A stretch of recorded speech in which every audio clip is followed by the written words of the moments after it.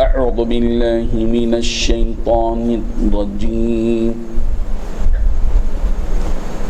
بسم الله الرحمن الرحيم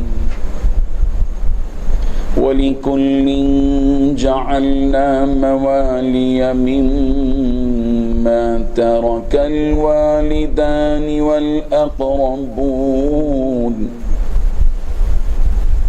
وَالَّذِينَ عَقَدَتْ أَيْمَانُكُمْ فَآتُوهُمْ نَصِيبَهُمْ إِنَّ اللَّهَ كَانَ عَلَى كُلِّ شَيْءٍ شَهِيدًا صدق اللہ العظیم۔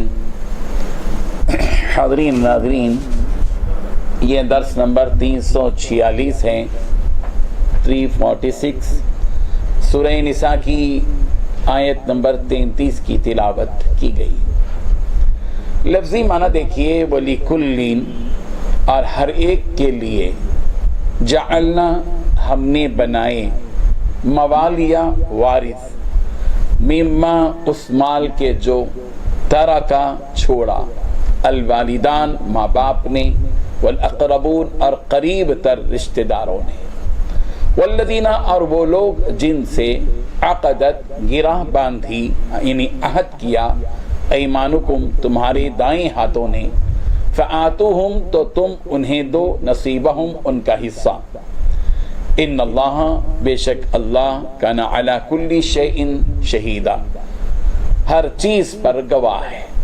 ترجمہ اس آیت کا یہ ہے، اور جو مال ماں باپ یا رشتہ دار چھوڑ مریں تو حقداروں میں تقسیم کر دو کہ ہم نے ہر ایک کے حقدار مقرر کر دیے ہیں، اور جن لوگوں سے تم عہد کر چکے ہو ان کو بھی ان کا حصہ دے دو، بے شک اللہ ہر چیز پر نگران ہے۔ بزرگان محترم، اس آیت میں اللہ تبارک و تعالیٰ نے 3 باتیں بیان کی ہیں۔ پہلی بات یہ بیان کی کہ ہم نے ہر اس مال کے کچھ وارث مقرر کیے ہیں جو والدین اور قریب ترین رشتہ دار چھوڑ کر جائیں۔ دوسری بات یہ بتائی کہ جن لوگوں سے تم نے کوئی عہد باندھا ہو تو ان کو ان کا حصہ دے دو۔ تیسری بات یہ بتائی کہ بے شک اللہ تعالی ہر چیز کا گواہ ہے۔ ہم جانتے ہیں کہ ماں باپ اور دوسرے قریبی رشتہ دار اپنے مرنے کے بعد جو کچھ مال چھوڑ کر جاتے ہیں اس کو مال وراثت بولتے ہیں۔ جو مرتا ہے وہ مورث ہوتا ہے، وراثت دینے والا، وراثت چھوڑ کر جانے والا، اور جو اس وراثت کا حقدار ہوتا ہے وہ وارث ہوتا ہے۔ اللہ تبارک و تعالیٰ نے اس مال کے وارث مقرر کر دیے ہیں۔ سورہ نساء میں اس کی تفصیلات آ چکی ہیں کہ کون وارث ہے، کون وارث نہیں ہے۔ باپ کا انتقال ہوتا ہے تو بیٹے کو کتنا ملتا ہے، بیٹی کو کتنا ملتا ہے، بیوی کو کتنا ملتا ہے، شوہر انتقال کرتا ہے تو بیوی کو کتنا ملتا ہے، بیوی انتقال کرتی ہے تو شوہر کو کیا ملتا ہے۔ ساری تفصیلات سورہ نساء کی ابتدائی آیات میں بیان ہو چکی ہیں۔ اسی لیے اللہ تبارک و تعالیٰ نے فرمایا وَلِكُلٍّ جَعَلْنَا مَوَالِيَ مِمَّا تَرَكَ الْوَالِدَانِ وَالْأَقْرَبُونَ کہ ماں باپ اور جو دوسرے قریبی رشتہ دار جو کچھ کے مال چھوڑ کر جاتے ہیں ہم نے ان کے وارث مقرر کر دیے ہیں۔ جب اللہ تبارک و تعالیٰ کی طرف سے وارث مقرر ہوں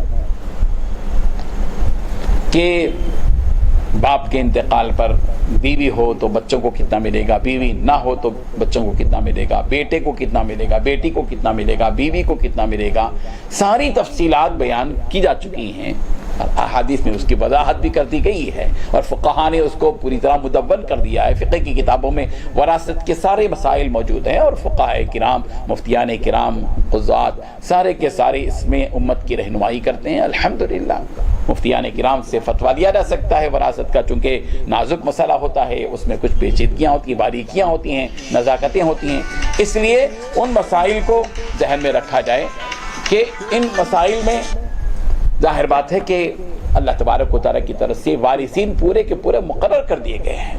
وَلِكُلٍّ جَعَلْنَا مَوَالِيَ مِمَّا تَرَكَ الْوَالِدَانِ وَالْأَقْرَبُونَ کہ ماں باپ اور قریبی رشتہ دار جو کچھ کے وراثت میں مال چھوڑتے ہیں ان کے وارثین مقرر کر دیے گئے ہیں۔ جو دوسرا جملہ ہے اس پر غور کریں کہ والذین عقدت ایمانکم فآتوہم نصیبہم.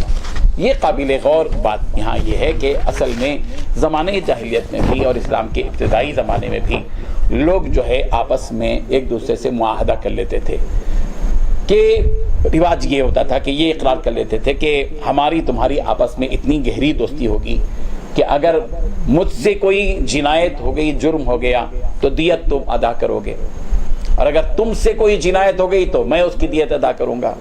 اسی طریقے سے یہ بھی معاہدہ آپس میں کر لیا کرتے تھے کہ اگر میں مر جاؤں تو تم میرے مال کے وارث ہوں گے، اور اگر تم مر جاؤ تو میں مال کا وارث ہوں گا. یہ ابتدائی زمانے میں تھا. والذین عقدت ایمانہم فآتوہم نصیبہم کے ذریعے سے بتائی گئی کہ جو کچھ معاہدے تمہارے آپس میں ایک دوسرے کے درمیان میں بھی ہوں تو تم ان معاہدوں کو پورا کرو. ابتدائی زمانے میں یہی رواج رہا. لیکن بعد میں قرآن مجید کی آیت جب نازل ہوئی کہ وَأُولُو الْأَرْحَامِ بَعْضُهُمْ اولا ببعض فی کتاب اللہ من المؤمنین والمہاجرین. ظاہر ہے کہ اسلام کے ابتدائی دور میں حالات بھی تنگ دستی کے تھے. مکے سے مہاجر آ گئے تھے اور مدینے میں انصار تھے، ان مواخات کر دیا گیا تھا، اور غربت کی وجہ سے، فقر و فاقے کی وجہ سے ایک دوسرے کے درمیان میں معاہدے تھے، کچھ گنجائشیں دی گئی تھیں. لیکن جب حالات سدھر گئے تو اس کے بعد اس کی ضرورت باقی نہیں رہی تو قرآن مجید نے یہ آیت نازل فرما دی کہ وَأُولُو الْأَرْحَامِ بَعْضُهُمْ أَوْلَىٰ بِبَعْضٍ کہ رشتہ دار ہی اب ایک دوسرے کے وارث رہیں گے. بھائی اللہ کی کتاب میں، یعنی اللہ کی شریعت کی روشنی میں اب رشتہ دار ہی ایک دوسرے کے وارث رہیں گے. ان من المؤمنین والمہاجرین، مہاجر اور مومن مہاجروں کے مقابلے میں اب آپس میں ایک دوسرے کی دوستی کی وجہ سے اگر کوئی معاہدہ کرتا ہے کہ میں مر جاؤں تو تو وارث، تو مر جائے تو میں وارث، اب یہ بات نہیں چلے گی. گویا وہ بات منسوخ ہو گئی اس آیت کی وجہ سے. یہی وجہ ہے کہ فقہاء کرام نے صاف طور پر یہ بات بتا دی گئی کہ اب کوئی اس قسم کا کوئی معاہدہ کیا کرتا ہے تو اس کا کوئی اعتبار نہیں ہوگا. اللہ تبارک و تعالیٰ ان حقائق کو سمجھنے کی توفیق عطا فرمائے. وآخر دعوانا ان الحمدللہ رب العالمین. لا الہ الا اللہ